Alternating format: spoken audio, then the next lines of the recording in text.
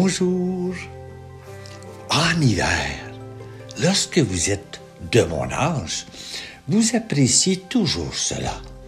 Peut-être que je perçois le grand mystère de Dieu à travers les différentes saisons. Bien que le manque de soleil, la froideur soit présent, il y a quelque chose de très mystérieux dans la nature. Avec les difficultés de la vie, j'ai l'impression qu'on est aveugle. On ne perçoit pas correctement ce qui nous entoure. Il n'est jamais trop tard pour apprendre à observer ce qui se cache dans la nature. Du moins, ce que nous ne remarquons pas aisément. Quand j'avais 12 ans, je me souviens comme hier. Je me balançais dans le jardin de mes parents et j'admirais une cabane d'oiseaux que j'avais fait avec le reste du bois de mon père. Je me sentais tellement bien. Comme maintenant, je réfléchis. Je me rappelle comme si c'était hier et à ce moment-là, j'ai eu une conversation avec Dieu. Et je lui ai simplement exprimé mon souhait d'être son serviteur, sans exagération. Seigneur, je veux être ton serviteur, et pas plus. Je souhaite être ton serviteur silencieux, qui ne cherche pas la gloire. Et c'est ce qui s'est déroulé tout au long de ma vie. Effectivement, malgré moi. En vieillissant, je commence à réaliser comment Dieu a été présent dans ma vie. Depuis un certain temps, je fais régulièrement une demande à Dieu avant de me coucher pour qu'il vienne me visiter dans mes rêves. Effectivement, il le réalise. Je revois tous ces gens que j'ai tant aimés dans mes rêves, et oh là là, dès le lendemain matin, je prie pour eux dans le secret de ma prière. Et si je me rappelle de mon rêve, c'est une expérience très particulière de vivre cela, car j'ai choisi de vivre le reste de ma vie dans une simplicité et en silence. Plusieurs savent que je me suis retiré de tout matériel superflu de la vie, télévision, musique, téléphone, etc. Je reste connecté un petit peu, soit par Internet pour voir les nouvelles, pour être capable de prier pour notre monde. Si tu veux réellement comprendre ce que j'ai dit ici, j'ai placé un lien sous cette page pour vous diriger sur un clip vidéo où j'ai déjà fait et que j'explique mon choix de vie.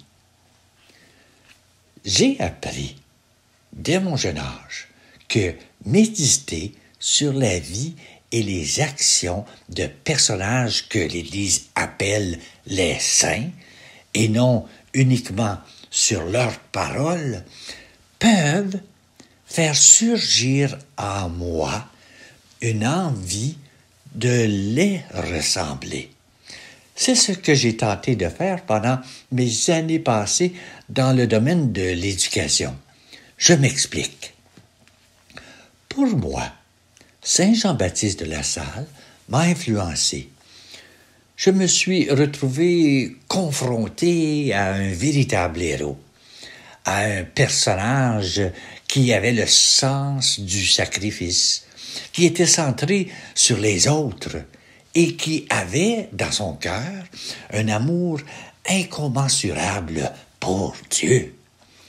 Vous savez sûrement que Jean-Baptiste de La Salle est né à Reims, en France, et il commençait des écoles pour les pauvres. Avec peine et misère, en donnant tout, il a changé la face du monde par l'éducation. C'est une chose importante de savoir que l'amour, dit chrétienne invite au sacrifice. Mais c'en est une autre de voir les actions concrètes d'un saint comme Saint Jean-Baptiste, qui a donné sa vie pour l'éducation des pauvres. Être capable de le voir, c'est un début d'une vie intérieure, qui n'est pas superficielle, pas centrée sur soi. Je me souviens que chaque matin, en entrant au travail, donc dans une école ou un conseil scolaire, je priais dans mon cœur. Je demandais à Saint Jean-Baptiste de La Salle de m'aider à vivre ma journée. La découverte de son histoire m'a encouragé de donner un sens à mes engagements en éducation. Ce fut pour moi capital et très important de faire cela chaque matin. Ceux qui me connaissent savent que j'ai réalisé de grandes choses comme éducateur. Mais détrompez-vous, ce n'est pas moi. C'est que j'ai accepté, dès mon jeune âge, à 13 ans, d'être le serviteur de Dieu. Je sens le mouvement en regardant ma vie. Je vous dis, ça a marché. Et j'en ai parfois des frissons juste à y penser. C'est très grand quand tu parles à Dieu. Il écoute comme tu ne peux t'imaginer. Jean-Baptiste de La Salle, c'est un saint. La vie des saints est un exemple proposé par l'Église et qui encourage à être meilleur. En même temps, les saints font réaliser que Dieu a un plan pour chacun d'entre nous. En effet, ils ont répondu à l'appel particulier que Dieu avait pour eux ou elles. Ils ou elles sont tous différents les uns des autres dans leur parcours de vie. Je vois beaucoup plus clair à mon âge. Je ne sais pas pourquoi. Mais c'est ça. Je me souviens, lors d'une expérience en voyage en Europe, où j'allais marcher sur les chemins de Saint-Jacques-de-Compostelle, pendant une expérience en Europe, j'ai pris le temps d'aller à Rome pour une dizaine de jours. J'ai finalement visité la maison centrale des frères des écoles chrétiennes, là où on retrouve toute l'histoire de Saint Jean-Baptiste de La Salle dans les archives. Savez-vous ce que j'ai vu de mes propres yeux? J'ai vu la bulle, un papier, un rouleau qui dit « Saint Jean-Baptiste de La Salle fut déclaré par l'Église catholique le patron de tous les maîtres, les enseignants de la jeunesse. » Un document qui date de 1950, signé par le pape Pie XII. J'ai enfin compris ce que j'avais vécu en moi depuis plusieurs années en priant chaque matin ce saint pour m'aider à servir les gens en éducation. Ce n'est pas de la magie. Vous voyez quelques photos de ce voyage à Rome. En regardant ces photos aujourd'hui, je me demande, et toi, où es-tu dans ta recherche? Est-ce que tu recherches ce grand mystère dans ta vie? Est-ce que tu vis ta vie de chrétien? Est-ce que c'est centré sur toi ou les autres? Est-ce que tu as un modèle qui t'inspire? J'ai trouvé un bel extrait pour les éducateurs qui est tiré de l'une des méditations de Saint Jean-Baptiste de La Salle et qui, je crois, pourrait bien convenir à la raison de ce clip vidéo. Et voici.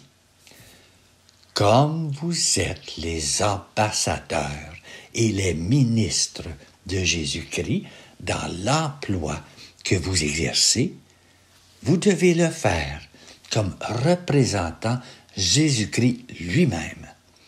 C'est lui qui veut que vos disciples vous envisagent comme lui-même, qu'ils reçoivent vos instructions comme si c'était lui qui les leur donnait, devant être persuadés que c'est la vérité de Jésus-Christ qui parle par votre bouche, que ce n'est qu'en son nom que vous les enseignez, et que c'est lui qui vous donne l'autorité sur eux. Incroyable, hein? Voilà l'idée que l'éducateur soit ministre est très lassalien, très nouveau dans l'Église. Aussi ministre qu'un curé, qu'un prêtre, etc. Il y a eu une thèse écrite de frère Michel Sauvage qui s'appelait « Catéchèse et laïque ». Ceux qui aiment lire, ça vaut la peine de la lire. Longtemps, j'ai voulu que l'école catholique puisse dire haut et fort à son personnel que le patron est Saint Jean-Baptiste de La Salle. Mais, quelques personnes ne m'ont pas permis d'avoir une influence sur le système scolaire. Peut-être que j'ai été confronté à des personnages jaloux. Peut-être que je dérangeais la situation de confort. Peut-être que j'étais un petit peu trop avant-gardiste. Pardon, ce que je sentais qui venait de Dieu en moi. Du moins, c'est ce que j'ai ressenti en moi dans le temps. Je produisais d'une façon incroyable dans le temps, et c'est évident que ça a créé de la jalousie autour de moi. Aujourd'hui, je suis bien capable de pardonner et aussi d'oublier ces moments difficiles. J'ai quand même réalisé, avec l'aide de Dieu, des projets qui m'ont dépassé. Imaginez-vous, je n'arrête même pas, encore aujourd'hui. Dans mon choix de vie, de science, je produis une ou deux ou plusieurs des clips vidéo avec plus de 3 millions de visionnements, donc il y a peut-être 2100 vidéos de fait. Là, j'ai perdu le compte. Et ce n'est pas important pour moi en passant le nombre de visionnements. Dieu s'occupera de cela. J'ai jamais fait un clip vidéo pour vouloir paraître. Ce monde de vouloir paraître n'est pas entre mes deux oreilles. Peut-être encore dans ma vie, je suis un instrument de Dieu, je ne sais pas. Vous savez ce que j'ai réalisé dans ma vie qui explique l'éducateur catholique? L'école catholique ne demande pas l'adhésion à la foi. Elle peut cependant la préparer. Aujourd'hui, presque rien prépare la jeunesse. Rien et rien. Imaginez-vous ce que l'avenir nous prépare comme réflexion sur le grand mystère de Dieu. Peut-être rien. J'aime ce que Billy Graham a écrit. La vie sans Dieu est comme un crayon non taillé. Cela n'a aucun sens. Voilà mon expérience de foi en éducation chrétienne. Je vous l'ai partagée avec grand plaisir afin de vous dire que j'ai rien fait et que peut-être Dieu s'est servi de moi car je lui ai dit oui. Après mon départ de cette vie. Si vous avez le courage, cherchez ma pierre tombale et allez écrire. Il est mort usé et non rouillé. Je vous souhaite une belle journée. Merci de m'avoir écouté.